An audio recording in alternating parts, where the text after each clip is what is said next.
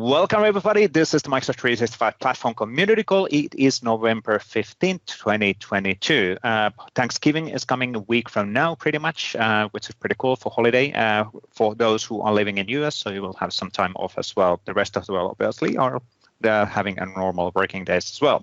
My name is Jesse Vonen. I'm a product manager in the Microsoft 365 platform areas, and I'll be your host today. Now, the real stars of today are, of course, the people who are doing live demos, who will be Brian Checkett and Jason Johnston, talking about calling Microsoft Graph from a Bilogot notebooks. I can't pronounce that. Brian can explain how that's going to be pronounced. When the demo starts, and then Gary is going to show building your first workflow bot for Microsoft Teams with Teams Toolkit for Visual Studio Code. So variation of those bots, what you can do with Microsoft Teams Toolkit. Before we go there, we'll have a quick recap of slides, which we typically have in here, so people know where to get started on Microsoft 365 platform. And then we'll cover the latest news, which is not that much this time, and the latest updates on the Microsoft Teams documentation side, and then a group photo with the Together mode. Before we go there, let's actually go a quick recap on the assets what we have available. So we do have two different YouTube channels available. We have the Microsoft 365 Developer Videos channel and the Microsoft 365 Community YouTube video channel. Now we're looking into actually combining these two. So that planning has started. So to get some clarity on not having multiple channels and getting confused on where did the video actually go. So we're looking into having a one channel potentially in the future. I think we're heading to that direction, which is great. We have multiple locations in the GitHub where you're going to find open source projects and samples for all of the different areas within the Microsoft 365 platform. But as it might be a bit difficult to actually just find the relevant sample for you, we actually have a set of sample galleries from which the AKMS M365 samples is the primary one. And then we have a set of additional sample galleries, which are making it easier for you to find what's relevant for you. And if you're wondering that there's too many URLs to remember, luckily there's only one, which is AKMS M365 Community, from where you can find links to the YouTube channel, tooling, SDKs, documentation, sample galleries, and so much more. So please take advantage, at least remembering that URL. Now, we also have these community calls ongoing. So this is the Tuesday one, which is happening weekly on Tuesday, 8 a.m. Pacific time, where we always have Microsoft presenters. On top of that, we have 3 different monthly community calls. If you remember, we actually used to have 4 of them, but Adaptive Cards community call is getting merged to this weekly one. So rather than having an isolated call with that one, so we'll have 3 monthly community calls, Microsoft Identity Platform, Office and Power Platform, and then our Thursday series, which is 7 a.m. Thursday Pacific time, which is Microsoft 365 and Power Platform community call, or Viva Connection and SharePoint Framework community call. You can always go to the AKMS M365 calls to download the recurrent invites to your calendar.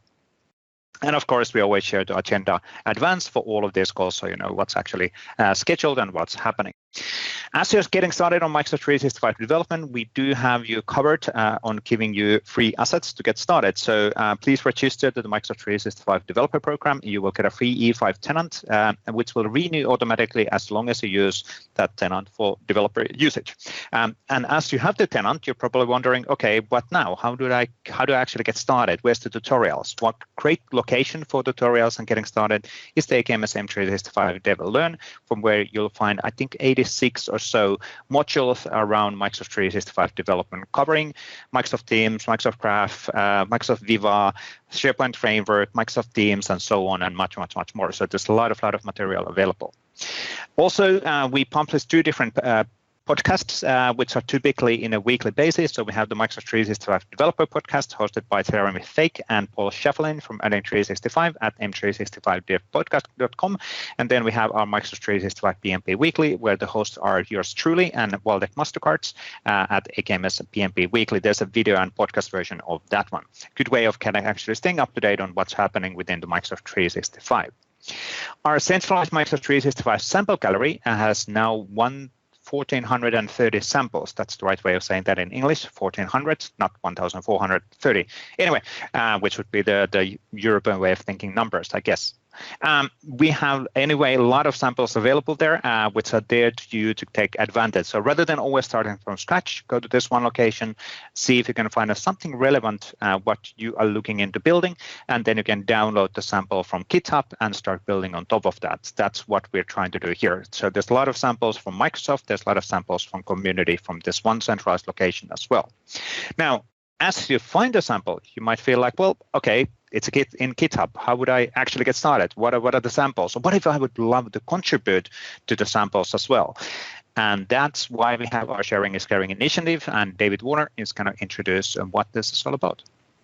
Excellent. Thank you, Vesa. Well, I'm going to break some rules today. We're going to say there's 1,430. We're going to be European friendly today. So how do you get all those, how do all those samples get in there, everybody? Well, for amazing contributors like yourself. So we absolutely want to empower you. This program is here to provide you hands-on guidance. And what that means is we're going to join you in live calls. We're going to walk you through how to accomplish something like submitting a sample using GitHub. Even if GitHub is new to you and unfamiliar, we're going to show you how to use it, how to navigate it, how to successfully submit a sample. And it's not recorded. So it's absolutely a safe space for you to ask any and all questions that you may have in a safe space opportunity where you're working with members of the community, members of Microsoft, and additional MVPs. So these are all free to join. There's no cost at all. Nothing you're going to find in the community is going to be of any cost to yourself other than some time. And we're going to invite you to join us, work together. And we've got more sessions coming up in the new year for writing for the web, P&P SPFX samples, community docs, and general first-time contributor, and then on the 28th is the Power Platform Samples contributor. So don't hesitate to sign up for any and all these sessions. We'll see you soon. You can do that at aka.ms/sharing is caring. Vesa, back to you. Excellent, David. Thank you for joining on the call as well, even though you're traveling. So really, really cool. Now, one thing, one special event which is happening pretty soon is on November 29th at 4 to 5 p.m. Pacific time. There will be a special App Camp workshop event targeting obviously Pacific time zone and then Asia time zones because it's pretty late on the Pacific time.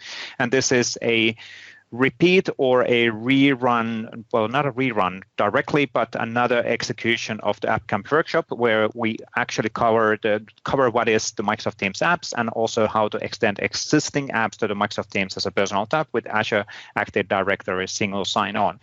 You can find more details around this at AKMS Teams App Camp workshops, and then the materials for App Camp is actually available. There's a lot of great videos available there. If you go https AKMS app-camp from those. Now, this week, we had an interesting situation. There is no new news, which was pretty mind-boggling considering the fact that in Ignite week, we had like too many news and there was so much announcements, and this week, not that much. To be fair, I know that we are delaying 2 specific developer news for today, which are coming out on the developer blog. They were delayed due to miscellaneous reasons, so we were unable to share them in this call, but we'll cover them in next week. But a lot of cool stuff in those 4 different blog posts coming up typically in every single week. And I said cool announcements happening actually later today, and a really great blog post as well. Now, before we go to the crew photo and to the actual demos of today, let's cover the latest updates on the Teams platform docs, and Surpi is here to cover those. Thank you, Vesa. Hi, everyone. So I'd walk you through the Teams platform updates. Let's start with the one on the left side. Enable bots to receive all channel or chat messages. The resource-specific consent permission model that was originally developed by Microsoft Teams Graph API is now extended to the bot scenarios. With RSC, conversation owners can consent for a bot to receive all user messages in standard channels and chat without being @mentioned. Conversation owners can grant consent during the app installation or upgrade process after the app updates are published. The second one is single sign-on is now available for Visual Studio. Microsoft Teams provides single sign-on function for application to obtain sign-in Teams user token to access Microsoft Graph and other APIs. Teams Toolkit facilitates the interaction by abstracting some of the Azure AD flows and integrations behind some simple APIs. This enables you to add SSO features easily to your Teams application. So please try it out. And these were the platform updates. updates. If you have any feedback or suggestion, please post on aka.ms Teams platform feedback. The link is available in the footer. You could also follow us on Twitter and configure to the RSS feeds to get regular platform updates. Thank you, and over to you, Esa. Excellent. Thank you, Sorpi. Also staying a bit late today and sharing the updates in here. Thank you for that. Now, let's move on the group photo. So before we go to the demos of today, let's do a quick group photo for those who are willing to do this. Give me 1 second. I will get together mode on. I can see you, Don. Don was waiting for just to enable the button, and a nice hat. There we go. I will get together mode as settings in place. 1 second, it is loading. I'm gonna flip the settings so we're not on the typical one. What do we want to do today? Let's be in the jungle, because it's a jungle out there. It will probably get a bit less pixelated in a second. I will put my video on as well. Let's see if we can actually get more people visible. Where am I? Oh, there am I. Why is it so pixelated? Maybe it's pixelated today. Maybe, oh, it's getting better. Let's wait for a while. We still have few seats on the room. Now I can see smiles on the room already. Don is showing the example. Seb is not in the room. Don, you're leading. So let's actually put the counter on. 3, 2, 1, and let's do some hand waving, everybody. Excellent. Thank you for joining once again. Awesome to have you on the call. Good to be, well, it's not a jungle, it's actually Pacific Pacific trees on the fair. But thanks, everybody. We'll grab a GIF animation out of that. That was good. Excellent.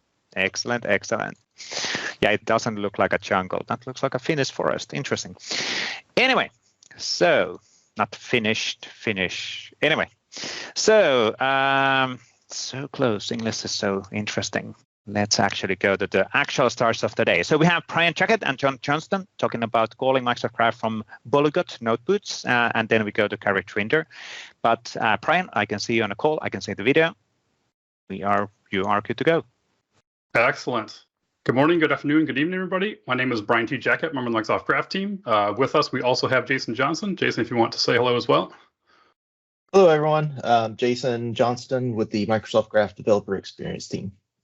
So as a little bit of a kind of caveat for this, this is basically a hackathon project that Jason and I worked on with the .NET Interactive team a couple months ago. And what we've done, we'll show you a little bit about what we've built. But what we're really looking for is your feedback. Are there areas that you would see some use cases for this? Are there some gaps? We'll talk about kind of the whole, arching of what's available today, what kind of things we're working on, and some of the kind of future things that we'd like to look into. So I'm going to give you a little bit of an overview of Microsoft Graph Extension for Polyglot notebooks.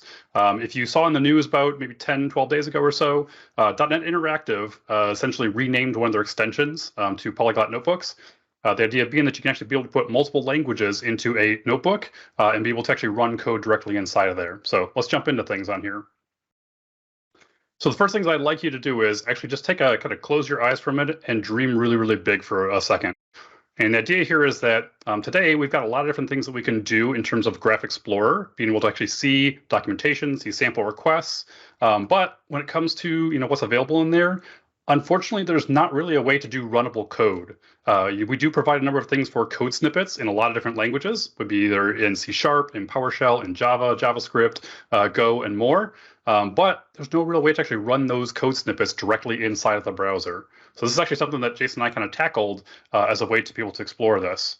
But when we look at kind of the current landscape out there, it's great that we have these SDKs that are available.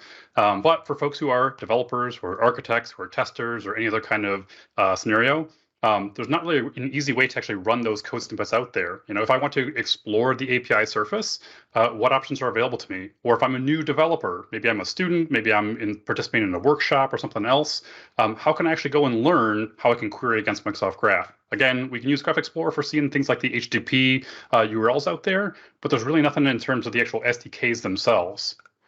So when we look at the current landscape, there's a couple different options that might be available for learning different things. You got things like, again, Graph Explorer, we've got Postman, they're pretty utility. We've got Microsoft Graph PowerShell, as well as if you just do a simple kind of file new project inside of VS Code, Visual Studio, or your editor of choice. But with each of these different options, there's going to be a couple of limitations. You'll see for things like Graph Explorer, again, great. I can actually be able to run a query either against the sandbox tenant or against logging in on your own. I can really quickly and easily be able to run those commands. but it's only going to be for HTTP REST endpoints. There is no real SDK runnable code inside of there. And again, those snippets that we provide, those are really just kind of samples and can't actually go and click and run on those kind of things. Next, if you take a look at something like Postman, this is highly customizable. I can be able to put in my own authentication flow, can put in my own client ID and secret or certificate authentication and so forth. But it is a third-party tool. And we do hear from some of our customers that, hey, it's a third-party tool. I'm actually not allowed to use that in my production environment. Or the fact that it is HTTP queries. So when I actually go and try to adapt that to my own code base, again, I have to kind of translate and figure out, well, here's the HTTP endpoint. What's the actual SDK command or the method or whatever else I need to call in to get that? Moving on, we can take a look at some things like Graph PowerShell. This can be a little bit easier in terms of being able to run different kind of things against, again, multiple national clouds. As you'll notice, Graph Explorer today is only available for the worldwide tenants. If you are working with any of the GCC or China or other types of clouds out there, we actually can't go against those with Graph Explorer. This is where something with PowerShell, we actually do support different environments that you can switch between. But again, when you look at like those PowerShell commandlets, it's not really intuitive always to actually translate that into here's what the SDK code is in some of the other managed code languages or JavaScript or similar like that. Similarly, if you wanted to switch between the version 1 endpoint and for beta, that is going to be like kind of a manual toggle on there versus in Graph Explorer, you actually have a little drop down where you can do that kind of switch out there. So again, you get some kind of partial support, but it's not going to be 100% available in there. And then we also have things, again, like file new project. So if I wanted to say, hey, go and spin up a new project inside of VS Code or go to the Graph Docs, we have quick starts. You can literally download and launch code in a very kind of quick fashion. With this, really, you can use any SDK that you want. You can use any authentication mechanism that you want. But you do have to go through all those kind of steps in terms of getting the code, finding the SDK that you want, and so forth. So it can be a little bit longer in terms of kind of the time to value to be able to run your first query out there. So let's pivot over to kind of what did Jason and I build. To give you a little bit of history on this, .NET Interactive, again, the extension for this has been renamed to Polyglot Notebooks, but the actual engine itself is still called .NET Interactive. This is really .NET support for Jupyter Notebooks. The idea is that I can actually mix together code and text in the same type of file. So if you're writing something like a tutorial, if you're doing some type of kind of workshop, or if you're doing some kind of sample that you want to be able to, again, put that text for, I'm going to do X, Y, and Z, and then literally show the code that you have on there, you can actually run that code and see the output of it. And for .NET Interactive, we actually have multiple languages that are supported for this, things like C#, JavaScript, PowerShell, HTML, and more. One of the cool things, though, is that they have this extensibility model using things called magic commands. You can also implement what they call subkernels and a couple of other different things. But the idea is that if you want to be able to have your own command in there that does your own type of logic, your own type of authentication, or whatever else, you are completely free to actually go and do that. So if you want to get started, you can actually go take a look at the VS Code extension for this. You'll see it listed as either .NET Interactive Notebooks or, again, Polyglot Notebooks is the new name for this. Now, one of the cool things that we're looking at as kind of a future prospect, again, nothing committed for this. We've got things working locally, which is what we're going to demo for you today. It would be really cool, though, in the future, what if we could actually take that, runnable code, snippets, and whatnot, and actually put it into the browser? So again, nothing that we have available today, but things we kind of are looking at as a future state for this. Now, what does it actually look like in your own kind of local environment? So as a very first kind of starting point, you can see on here, I've got a new magic command. This is that hash symbol, the exclamation point or bang, and then Microsoft Graph. And with this, it's basically a command line interface. So I can be able to run commands, but I can also put code into there. So in the example here, you're seeing kind of the help information coming out of this magic command. Well, with this, one of the first things that we wanted to prototype was, well, how can I actually do different types of authentication against Microsoft Graph? As you may be aware, we're using things like Azure Active Directory with the OAuth consent and similar things for actually authenticating against Graph. So with this, we prototyped a couple different things for client credentials, for device code, for interactive browser. So depending on which type of authentication flow you want to use, we can actually support multiple different flavors of that. So as an example, if I take a look at, let's say, like an interactive browser, like literally when I run the code, pop open a browser, have me authenticate, and then I'll be able to actually see some output coming out of this. Similarly, if I want to do something like, let's say, for device code where, hey, I don't have access to a screen, maybe I'm on a mobile device or I'm on some other type of scenario where I want to prompt the user with, here is your code that I want to authenticate with, punch that into your browser with the different device code login URLs, and then you can actually go and get the output from that. There's also a couple things that we're looking into as kind of experimental or preview types of support. And this is really where things kind of get beyond just the standard, hey, I want to talk to worldwide cloud or the V1 versions of Microsoft Graph.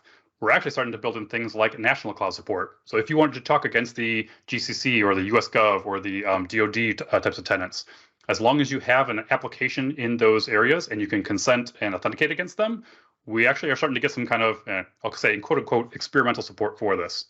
Similarly, if you want to go against the beta version of Graph, also some things that we're starting to prototype with this, where you can say, hey, I want to be able to mix and match not only V1 endpoints, but also beta because I'm doing some development, or maybe there's some new things I'm testing out that are only in the beta version.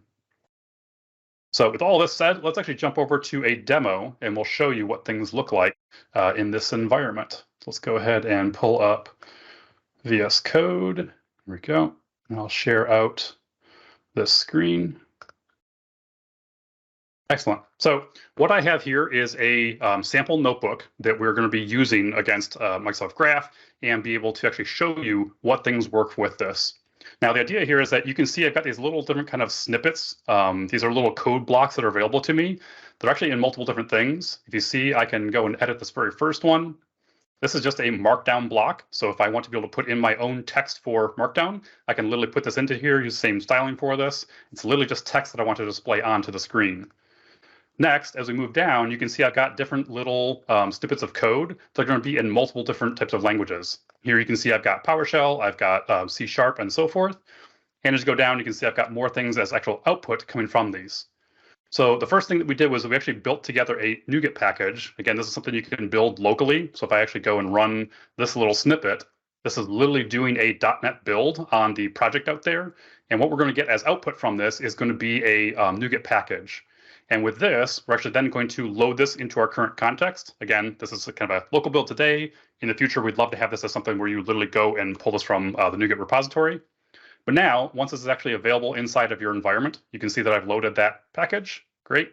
Now, we actually do some things like, let's actually see what the help information is for this. Again, as you see on here, I've got all the different kind of parameters that I can pass into this to be able to see what's available for this. Well, I can use my tenant ID, my client secret. We've even got, as of last night, support for doing things like a config file, where I can actually pass those types of things in without having to do it on the command line. Also, other areas for like authentication. Again, do I want client credential, device code, interactive browser, and so forth? And then we'll talk a little bit more about the device code, or sorry, the national cloud and API versions a little bit later on. But for now, let's actually go and spin up 3 new Graph service clients. And for each of these, we're going to be using different types of authentication mechanisms. So for the first one, I've got client credentials, I've got device code, and interactive browser. And you'll note that I'm actually giving these things names. So I can now be able to actually mix and match those different types of auth flows directly in the same notebook. If I wanted one thing to do during a certain area and one during a different, I can actually mix and match those things out there. So we're going to go ahead and actually test this first one with the Graph Interactive Browser. I'm going to pull up my other screen on here. This way you can actually see things happening in real time as they're going back and forth. So I'm going to run my first one in here, test interactive browser requests. You'll note that we pop over to our browser. I'm already logged in because I've got this as my browser profile, but I'll go ahead and say, yes, I want to log in as this user. Great. Now this code actually executed. And as you can see, we're literally pulling in that SDK code. This is what's actually going to be output directly into the screen on here. If I go down a little bit further, we can actually test out things like the device code as well. Let's go ahead and run this. You'll note that we get prompted for the go to this URL, and then here is my code that I want to authenticate against. So I'll go ahead and launch the device code website. Here you go. Again, we're going to be logging in as our user. Great, and it's going to say, yes, do you want to continue with this sample app that you have out there? Now, this is actually running 2 different things in here. So the first piece is I'm going to do that same type of get me and get my display name in user principal. That's this first section on here. But I'm also outputting things like, hey, go and get the users of the tenant. And now we're using that fluent syntax that we have inside of the .NET SDK. And I can do things like select specific properties. So here I'm doing just display name and user principal name. I also want only the top 5 items that are available in there. And now when I output this down here, you'll actually see this displayed as this table down here. So now I've got multiple different users that I'm being pulled back from the SDK directly through this. So very quick and easy ways that I can take things that may have appeared directly inside of Graph Explorer, pop them into here in my notebook, and in a way you can run with those things.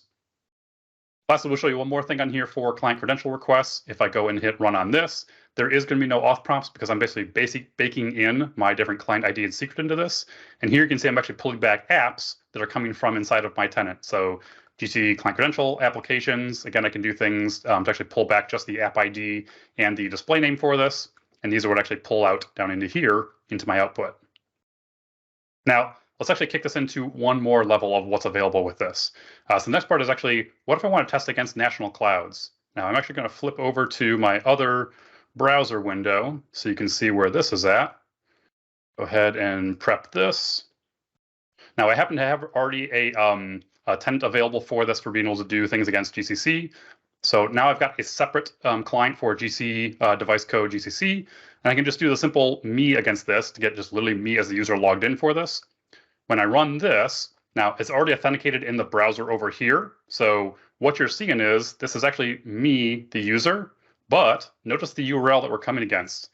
When I look at the SDK and look at the request adapter.base URL, you'll note that this is graph.microsoft.us for v1. So instead of being against graph.microsoft.com, literally going against the .us version of this, that's going to be, again, that GCC version of our national clouds. So really cool that we can actually switch on kind of the fly between different national clouds that you actually want to authenticate against.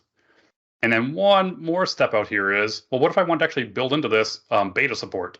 So again, today with Graph Explorer, we can do that little toggle thing on there. Can we do the same thing here inside of the Polyglot notebooks? And quick little hint, yes, we can. So we'll see over here that we're going to do this Microsoft Graph command. Still going to go against the global national cloud, but this time we're actually going to go against beta. So all the same things that we did previously, can do client credential, device code, interactive browser, but now we're doing a separate client that's only going to be for the beta endpoints. So when I come down here, again, do same kind of thing for interactive browser.me.async, get async.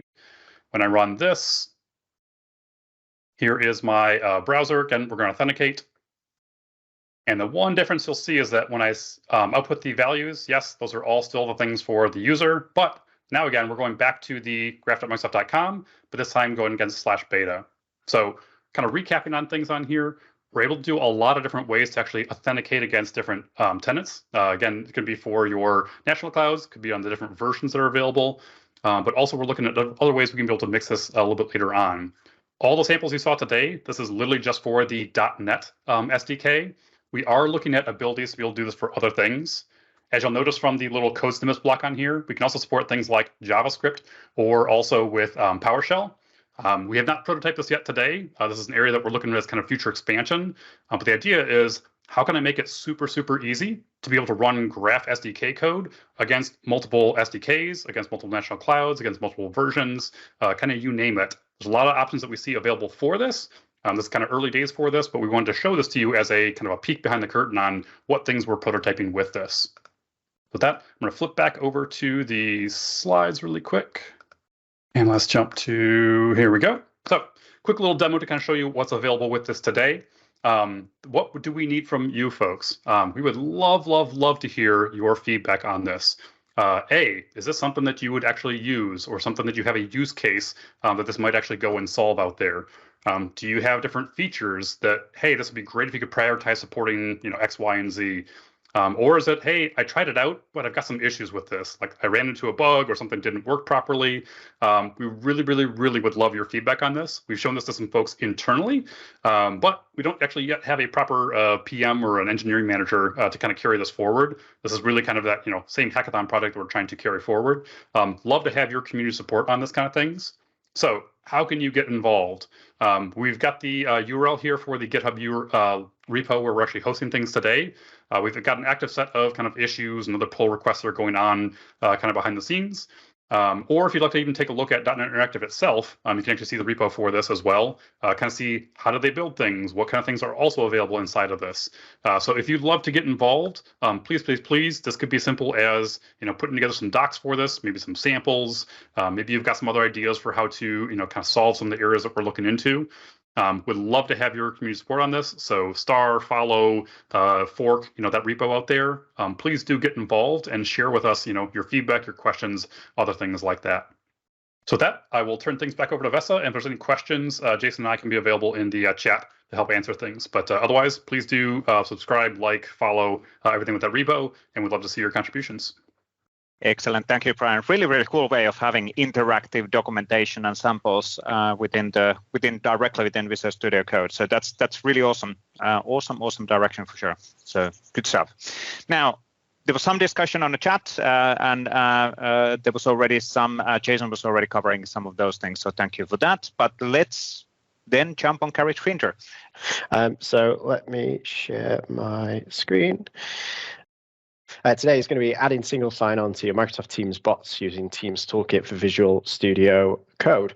If you've been following along over the last few weeks, you know that I've been kind of covering bots, the different types of bots, and it's been very much kind of getting started. So I wanted to kind of go to the next step of, okay, now you've got your bot. How can you add single sign-on to call APIs like the Microsoft Graph? So that's what I'm going to go through with you today.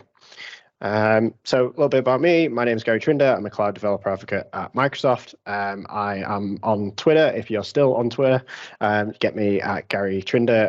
I'm on all different socials as well. So check out my link tree, and you'll be able to find me on whatever platform you're on. Quick recap for today. So I'm going to go through the steps of how you can add single sign-on to a command bot project. So we're going to go through setting up that auth flow, implementing the command, updating the configuration of your bot, and then show that actually running and show you what the user flow is like for authenticating users in your bot to then call the Microsoft Graph API. Like I mentioned, if you've not been following along the last few weeks, and this is the first time you've heard of Teams Toolkit, just a bit of a recap. So Teams Toolkit for Visual Studio Code is a Visual Studio Code extension that you can install from the marketplace. This provides lots of functionality to create Microsoft Teams apps. Makes it easy to create, debug, and then publish those apps into your Microsoft 365 tenant and then into Azure and then running in production.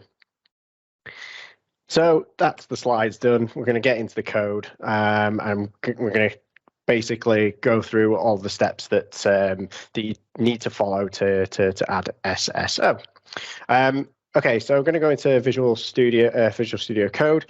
So just to kind of set the scenes of the basis of this demo, I'm going to show an app that I've already built, a command bot that I've already created. I've done this by going through Teams Toolkit, create a new Teams app, and I've used the command bot template. And I've used TypeScript.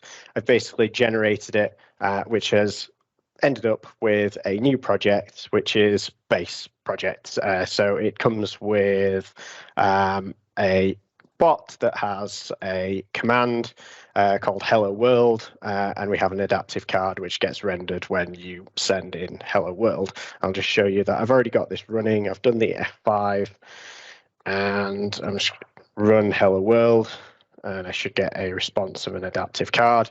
So that is running, but it's completely disconnected. It's not using SSO. So let's go through the steps of if you then wanted to create a command to call Microsoft Graph, for example. So one of the features in Teams Toolkit, if we open it up from the sidebar, is we have add features. And in here, there's numerous features that help you add resources to your project, like Azure Functions, SQL databases. One of the options is single sign-on. We've also got API connections as well, which we might cover in another session. But today we're going to focus on single sign-on. So I'm just going to click that. And we've got a README in front of us with some instructions, but you'll notice in the source control, there's been some changes that have been made to our project. So let's just see what's actually happened there. So we see lots of files that have been changed. If I go into the Explorer view, it might be easier to see what has actually changed. You can see the orange files. So we've had some configuration changed for our project. We've had some I go into that view, yep, you'll see it.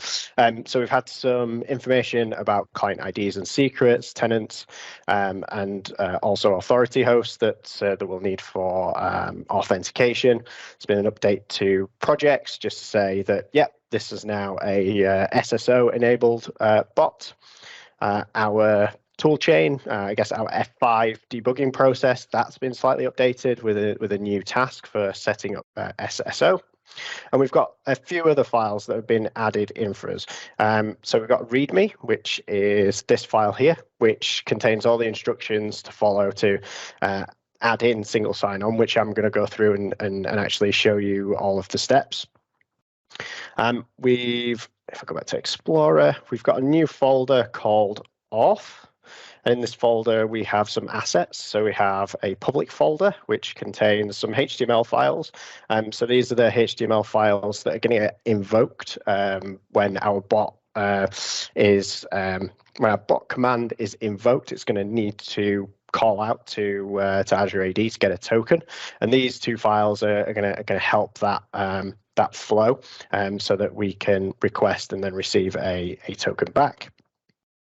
And we've also got an SSO folder, which have a couple of examples as well. So there's an example for a command handler for a bot. There's also an example for a messenger extension as well.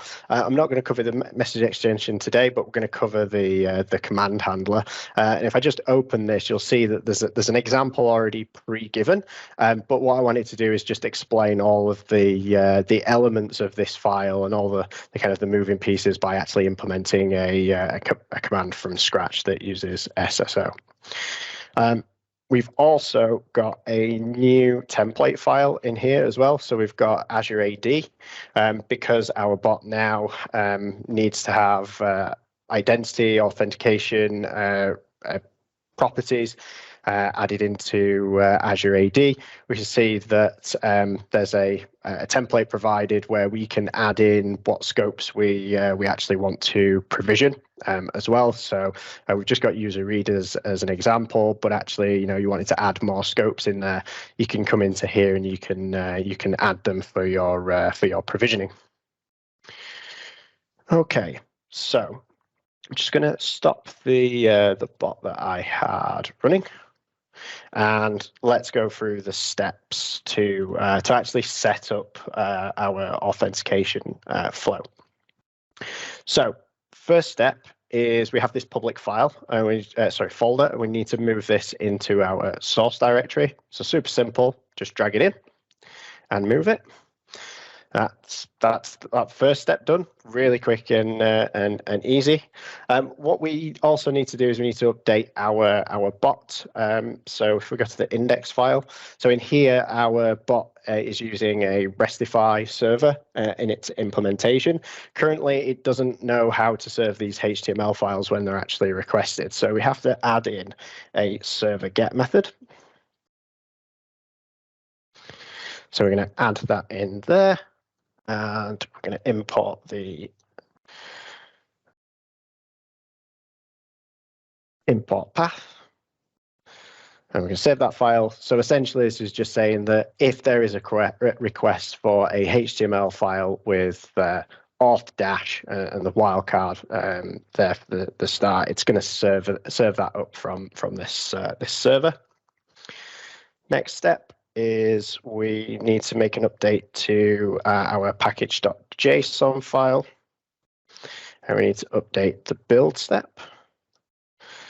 So in this build step, what this is doing is just making sure that we're including our HTML files that we've got in the public folder into our build. And then the final step is we need to make sure that we handle any errors. So in here we have our post handler for the API messages endpoint. So this is where all the communication between our bot and the bot framework is taking place. We just simply need to add a catch to the end of this just to trap any user authentication errors so that we can handle them a little bit more gracefully. I needed to replace all of that. And that is it. So our bot now actually has been set up for SSO. What our next step is we can now just go and create a command in our bot to leverage this new functionality. So let's go and do that now. So in this example, what we're just going to do is create a new command called profile. It's going to go off to the Graph API. It's going to pull back my profile information, and it's just going to get rendered in an adaptive card to display that back to the user. So first of all, let's create a new adaptive card.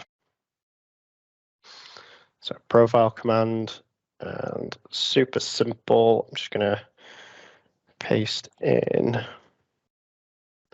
this card. So just show the display name of the user and then a fact set of some individual properties. So let's save that. Okay, so we're going to create a new command now. I'm actually going to create a new folder called commands. I'm going to move my hello world command handler into there, so just tidy it up and create a new command, which is going to be profile command handler. Okay, so if you followed in previous weeks, you know, for a command handler, we would implement from an interface which was Teams FX bot command handler. Well, there's a new one which is bot SSO command handler. So we're going to implement from this. I'm going to pull that in from the Teams FX library. It looks very, very similar to our standard command. We've got our trigger patterns at the top. Our handle command received has an extra property which provides a token response.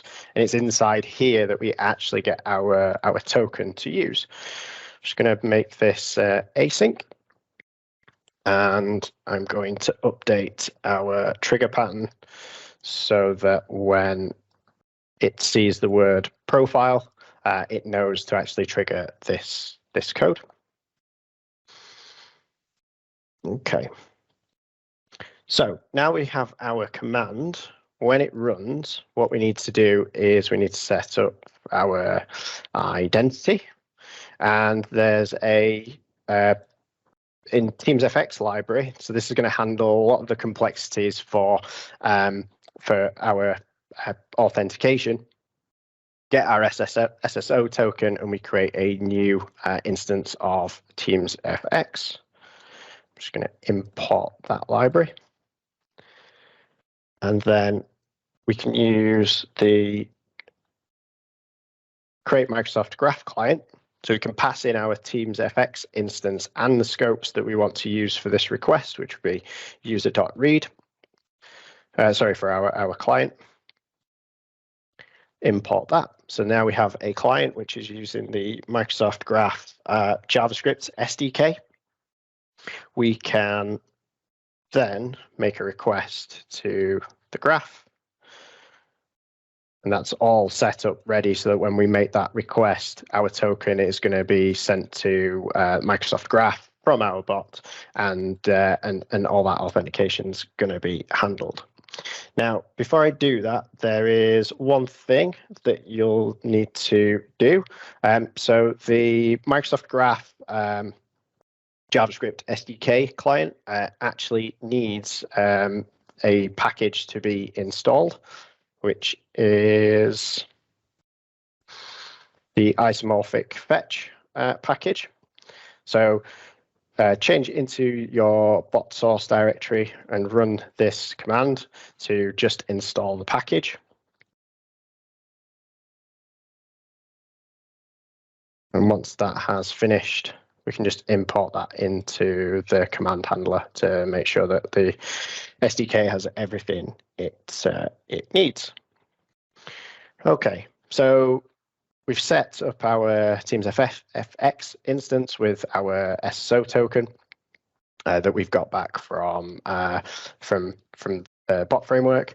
We've set up a client, and then we're making a request. So with that data that we return, we want to render that data in our adaptive card. So let's just bring in the import for our adaptive cards. And we'll bring in our profile card as well. So the adaptive card we created in here. So we're going to render the card next, passing in the data that we've retrieved from the graph. And then we're going to return that card back to the to our bot.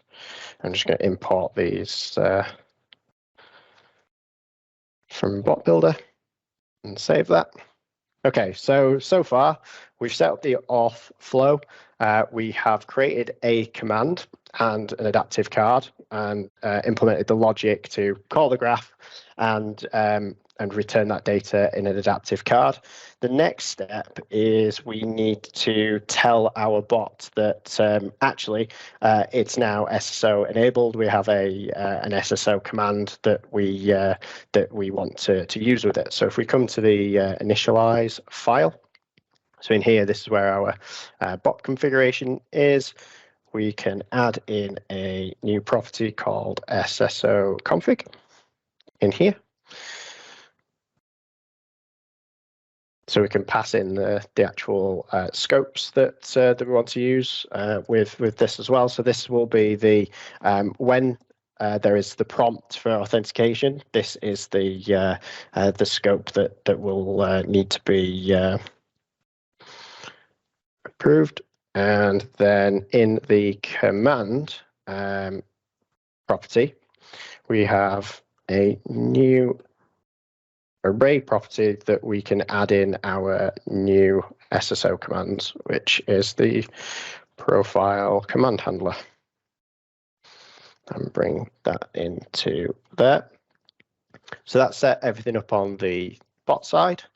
The final step is now to update our manifest and actually provide some like a tooltip to the user when they're in the compose message box. So in here, if we go to our template and we go to our manifest, so in here we can add our new command, which is going to be profile, and that's just going to return the user profile. Okay, so that is now ready. So let's run our bot. I'm going to use the run and debug. So hit F5 if you'd like to. This is just going to set everything up. It's going to run the services. Just going to make sure that everything there is ready.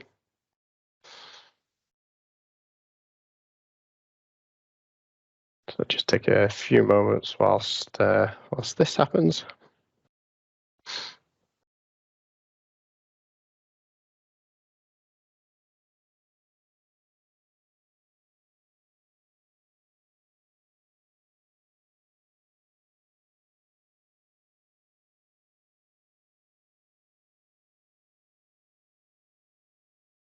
So just wait for the bot to start up. There we are, the debugger's attached.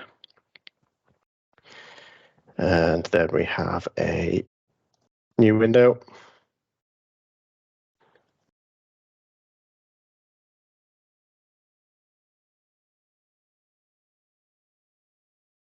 We can sideload our app.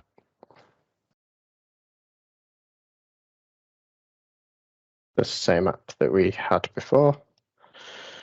And now we have our profile option there. So when I submit this, what will happen is we'll get a prompt. There we go. So this is the consent dialog. If I click continue, we get the window. We can see what permissions are being requested. So I can accept this.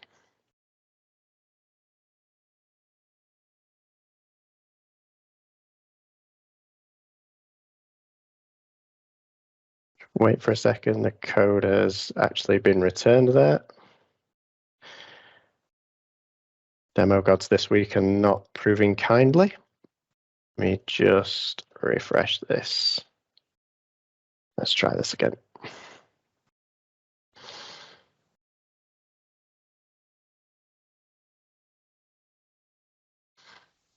What a time for everything to go slow. Let's quickly just jump back to the code. Yeah, I've not got any breakpoints running.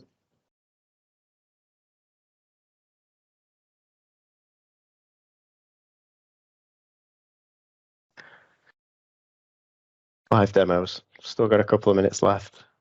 So I should have time just to redo this, I think.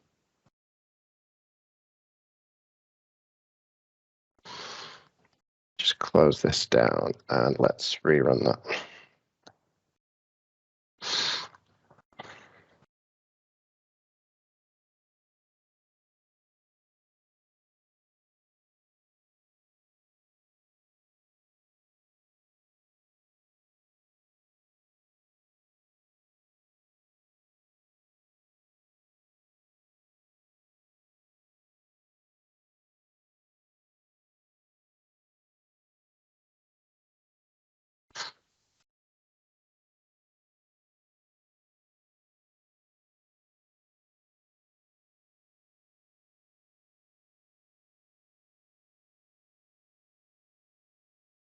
Yes, okay.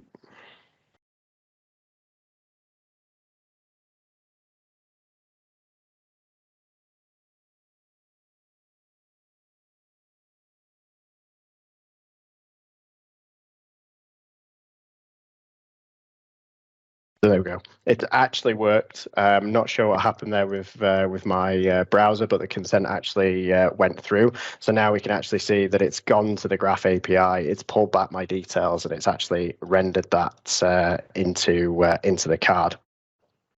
So you noticed as well, I didn't have to log in either. So it just knew that I'd already consented and got a token. It was able to do that nice and silently in the background.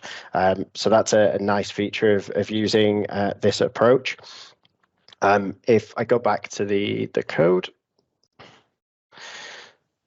So in terms of other commands that you might have, so like the hello world command handler, so this default one, it uses the TeamsFX bot command handler interface. If you want to then just simply add in a call to this, update the handler to the SSO handler, and then you'll be able to get back the token response, and then use that token response in your logic, call the graph, and upgrade those commands that you might have already created. And with that, I'm going to go back to the slides. So from what we've just been through today, so Teams Toolkit makes it easy to add those SSO assets to your bot projects. Just use the add features and select the single sign-on option. So it gives you the HTML files and the guidance as well. So there's the README there and the steps to actually follow to add that SSO to your bot, or to actually a message extension as well, if you're looking to build a message extension. And just in general, that TeamsFX there is really simplifying working with authentication, and actually making it really easy to get access to that token, and then make those graph calls as well. Once your bot's been set up for SSO, it's very easy then to just create more commands and make use of that flow really easy by just using the TeamsFX instance, and being able to generate clients from that TeamsFX library. So where to go next? There's tons of resources. I'll put some links in the chat as well. If you've not built any bots using Teams Toolkit, definitely check out the videos that we've done in the previous weeks in this call as well. So covering notification bots, command bots, and most recently workflow bots as well. And there's also guidance in the docs about adding single sign-on to your Teams apps, whether that is a bot, whether that's a tab as well. All the areas are covered. And with that, back to you, Facer. Gary, before you stop sharing, just the one question. There's a great question from Andy. All end users would need to do the consent one by one, or is there an option to do this as an admin consenting? Just good question, actually. That is a great question. I believe there is an option in the Teams Admin Center to enable that. Off the top of my head, I believe that there is. I can check and I can get back to you on that one. But that is a great question. Yep, that is a good question to make the installations as seamless as possible. But anyway, we'll get back on that one. Let me share the screens. We are right on schedule. This is awesome. It's better to be a few minutes too early than too late. So we had 2 great demos today from Brian and Jason, and then Gary Trinder. Thank you for those. Really, really awesome stuff. The recording of today's session will be available within 24 hours at the Microsoft 365 community YouTube channel at akmsm365/videos. If you subscribe there today, you will know when the video is available, or alternatively, you can follow us on Twitter in Microsoft 365 Dev or Microsoft 365 BMP. Both of them are tweeting always when there's new stuff available. The next Microsoft 365 platform call is on November 22nd at 8 a.m. Pacific time. So exactly a week from now on Tuesday, every single Tuesday, 8 a.m. Pacific time. All of the available community calls are at AKMSM365 calls. But that's it for today. So have a great rest of the week. Stay safe and please keep the feedback coming. We are building the Microsoft 365 for you. Thank you.